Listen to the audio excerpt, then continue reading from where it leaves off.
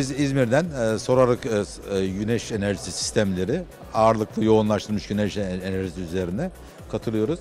Biz ağırlıklı güneş enerjisinden ısıtma, soğutma ve proses ısısı üzerine çalışıyoruz. Buraya geldik. İnşallah hayırlı olur.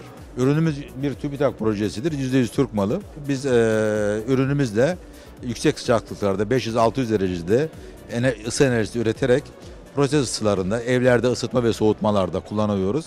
Ve dolayısıyla Türkiye'nin 65 milyar dolar olan enerji ihtiyacının faturasının büyük bir kısmını karşılamayı hedefliyoruz. Tescil ve patentlerimizi biz kendi bünyemizde yapıyoruz ve takiplerini de kendi bünyemizde yapıyoruz. Nedeni de şu, sistem kendi bünyemizde geliştirildiği için onun teknik detaylarını kendi içimizde yapmak daha uygun görüyoruz. Valla şu anda başımıza geçmedi ama gelecekte olacağına inanıyorum.